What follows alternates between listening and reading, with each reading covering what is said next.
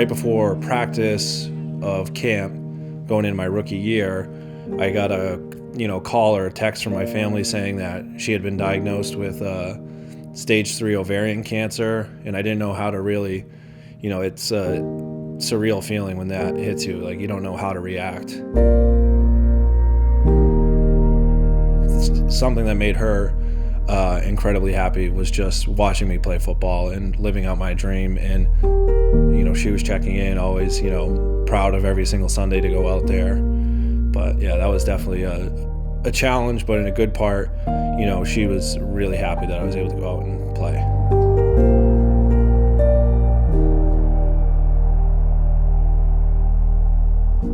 I was always the supporter, the taxi cab driver, but also the one who, after a hard day, Chris knew he could come to me and he could just relax and be himself.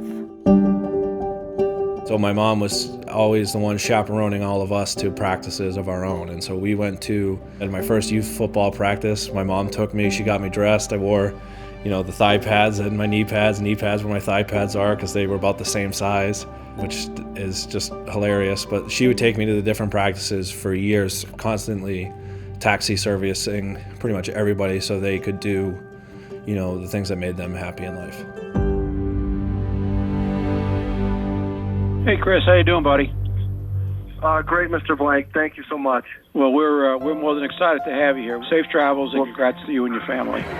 With the 14th pick in the 2019 NFL Draft, the Atlanta Falcons select Chris Lindstrom. It's a dream come true. The first emotion I had was like relief. And then it was just the excitement that, just wanted to burst. But you're also trying to stay calm and, try to savor the moment, but it's, surreal. She was super proud, and her biggest thing was always her kids and raising us to be, good people, and then also, support us to have all the opportunities in life. And I think she was just taking back and appreciating, how proud she was in the moment of all of it. And, decades of work put into all of us. And for me to be able to live out my dream was really, really cool.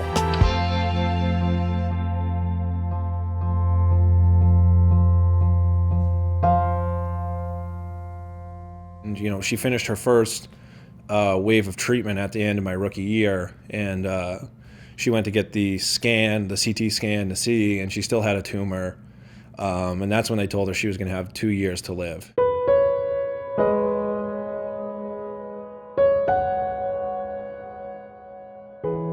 By that point, it was the off season, so to be able to go and sit in there with her at those meetings and watch, the toll it took on her, but really the whole family, and how hard that is to hear. I went out to the practice field. I was kind of crying one day out at practice, and went up to Led, our O-line coach, and then talked to Art and kind of told him what was going on, because we had like the staff turnover. And I didn't know if they really knew, and I didn't really talk about it. But talking to them, they were incredibly supportive, and that meant a lot. The guys in the locker room were incredible.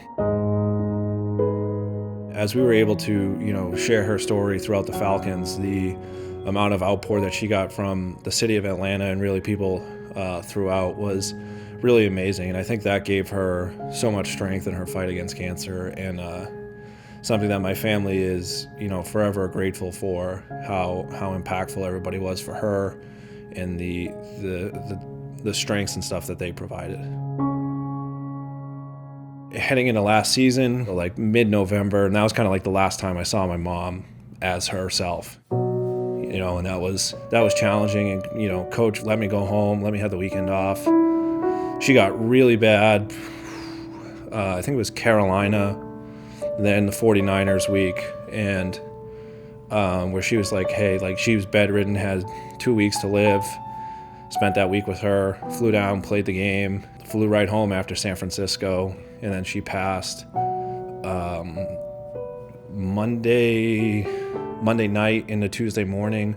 It was it was really powerful to be able to be there with her and my whole family at all those times. Every high or every, moment that you get really happy is that, she's not there. And, you want to celebrate that with them and with her. And, for every high, it's really an equal low. And that's probably one of the most challenging things my family faces with it.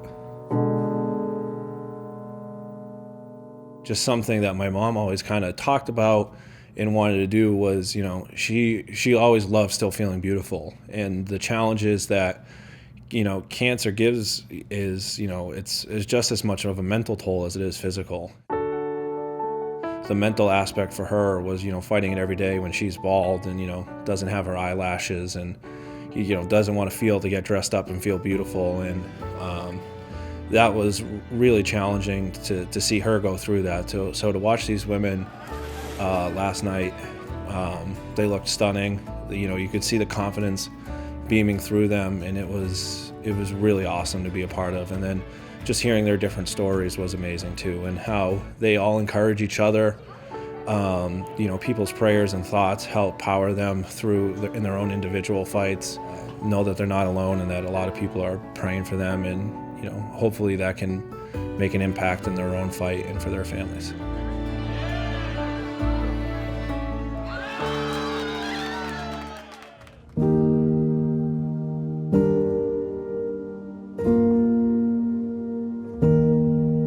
I see her every single time out in the stands, and I try to envision that of her, especially pregame or during the national anthem. You envision them, being there watching you, and they're there supporting you. And I think, and my dad always texts me all the time that she's at the games, so it's something for sure that she's always with me. What you see on that field, I see the kind, compassionate, humble Chris. It's just such a surreal experience because, that's your little boy, and now he's a man. It's as exhilarating as it is. It's also very bittersweet because I've done my job, and now literally it's time for him to fly.